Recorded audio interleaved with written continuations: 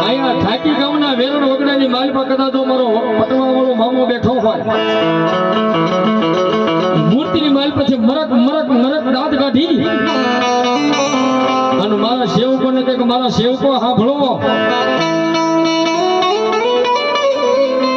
આયા તો કોઈની ભીડ ન પડે પણ પારકા ગામના સીમાડે જ્યારે તમારી ઉપર ભીડ પડે ને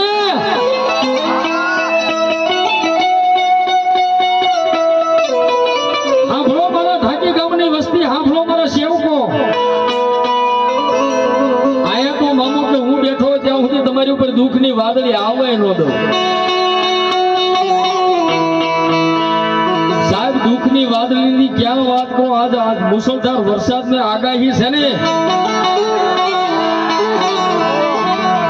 પણ મારો ફટવા વાળો મામો એમ કે ભલામણા તો મારા કાર્યની માલ પર વિઘન આવવા દઉં ને તેની તો એ ફટવાના દુઃખ જાળવે હું મામો ન હોય એ સાહેબ તો ક્યારેક દુઃખની વાદળી આવે ને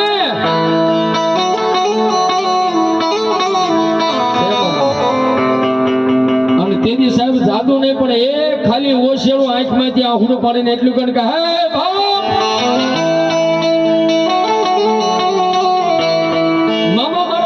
પાદરમાં બધાય મારો હગાવાલો અને મારો ભાઈઓ છે પણ આ પારકા ગામના સીમાડે મારું કોઈ નથી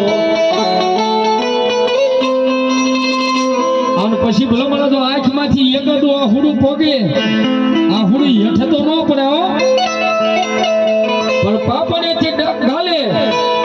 અને ગાલેથી દાઢીએ ને દાઢીએથી એમ થાય કે આહુડાને એમ થાય કે એના મામા આવી પેલા ધરતી ઉપર પડી જાવ તેથી મારો પટવાવાળો મામો કે જો મારા થોડું આંખમાં ત્યાં હુડું પડે એ રાત દિવસ જો મારું અહીં ભજન કરતા હોય મારા સેવકો અને એની આંખમાંથી આ હુડું પાપને થી ગાલે ને ગાલેથી દાઢીએથી ધરતી ઉપર પડે એ પેલા તો પોગી ન થાવ ને તેથી તો પટવાવાળો મામો ન હોય પછી મારા પટવાવાળા હોય કે ગોંડલ વાળા પણ મામા તો એક જ છે સાહેબ જેના નામ અલગ અલગ પડ્યા છે ઈ મામા ની બોલાવે છે મામાને યાદ કરવા છે ત્યારે હે મામા આવજો હમા હમા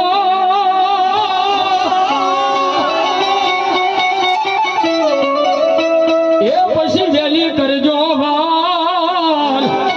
એ આવજો એ મારા ગોંડલ વાળા મામા દે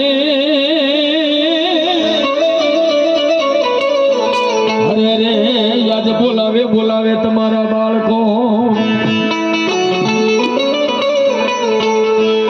મામાની હાજરી કરે મામાની હાજરી થાય ત્યાં સુધી તાળી પાડવાની છે બધાને મામા બહુ ડાક ના થાય હાલો થઈ જાય ઉષા ઠેઠ છેડા સુધી મામાને માનતો તો હું શાંત કરી નાખો મારો બાબા ભાઈ પેલો બધા એ મામાની હાજરી થાય ત્યાં સુધી મામાને રાજી કરવાનું છે તાળી પાડજો ડાક ના થાય કેવો મામા એ મોજીલા મામા મારા મોજીલા મારા